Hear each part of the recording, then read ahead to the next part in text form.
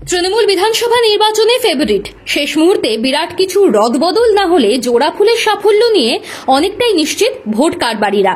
তবে বিজেপিও যে প্রবল লড়াই দেবে তা নিয়ে সন্দেহ নেই বাংলার রাজনৈতিক মহলের। পদ্মশিবির ইতিমধ্যেই নেমে পড়েছে হিসেবের খাতা নিয়ে। লোকসভা নির্বাচনের নিরিখে শুভেন্দু অধিকারী দাবি করেছেন 22 লাখ ভোট যদি পাওয়া যায় আগামী ভোটে, তাহলে বাংলার দখল নিতে পারবেন তারা। সেই হিসেব মেলানোর জন্যই দলের নেতা ও কর্মীদের এক আশ্চর্য হোমওয়ার্ক দিচ্ছেন তারা। কি সেটা? বামকে থামাও, নইলে বাংলা দখলের স্বপ্ন অধরাই থেকে যাবে। বাংলায় মূল প্রতিদ্বন্দ্বী যতই তৃণমূল হোক, বামেদেরও হালকা চালে নিতে পারছে না বিজেপি। এর মধ্যে যদি জোট হয় তাহলে চাপ আরও বাড়তে পারে। জোট করেই ভোটে নামবে বাম কংগ্রেস, তা ধরে নিয়েই অঙ্ক সাজাতে বসছে তারা। সিপিআইএমকে সমঝে চলার নীতি নিচ্ছে বিজেপি, যাতে কোনোভাবেই বামেরা তাদের পথের কাঁটা হয়ে উঠতে না পারে। তার জন্য উপযুক্ত ব্যবস্থা নিচ্ছে ভাজপা। পর্যবেক্ষক এবং ডেপুটি পর্যবেক্ষক হিসেবে ভূপেন্দ্র যাদব এবং বিপ্লব দেবকে নিয়োগ করেছে কেন্দ্র। তাদের নীতি মেনেই সিপিআইএম সমর্থকদের সরাসরি বার্তা দিচ্ছে বঙ্গ বিজেপির নেতারা। অবশ্যই এই বার্তা বাংলার রাজনীতিতে নতুন নয়।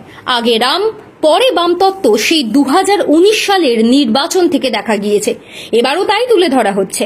বাংলায় তৃণমূলের বিকল্প একমাত্র বিজেপি। সিপিআইএম সমর্থকরা যদি বামেদের ভোট দেন, আখেরে লাভ তৃণমূলেরই।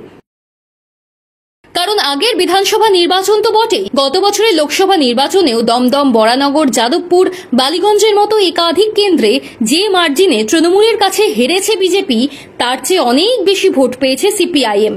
এই তথ্য তুলে ধরেই তাঁদের বক্তব্য, এবারে যদি তৃণমূলকে ক্ষমতা থেকে সরাতে হয়, যদি এই দুর্নীতির নির্যাতন থেকে বাংলার মানুষ বাঁচতে চায়, তাহলে সিপিআইএম সমর্থকরা যেন নিজেদের পতাকার রং ভুলে বিজেপিকে ভোট দেন। একমাত্র তাহলে তৃণমূলকে রাজ্য থেকে তাড়ানো সম্ভব। বঙ্গ বিজেপির সভাপতি হওয়ার পর থেকেই এই দাবি তুলেছিলেন শ্রমিক ভট্টাচার্য।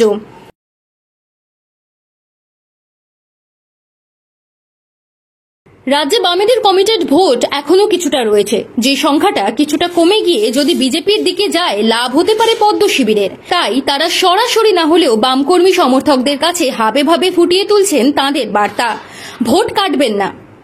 এতে আখেরে ক্ষতি বাংলার। বাংলায় তৃণমূলকে এভাবে হারানো সম্ভব নয়। বিজেপি যাই বলুক না কেন, বামেরা নতুন করে বাংলায় ফেরার রাস্তা তৈরি করছে। লোকসভা নির্বাচনের পর থেকে সিপিআইএম এর অনুকূলে ঘুরছে পরিস্থিতি। বামেদের ফেরার ইঙ্গিত বলেই মনে করা হচ্ছে, আর তাই বামপন্থীরা পাল্টা দিচ্ছেন বিজেপিকে।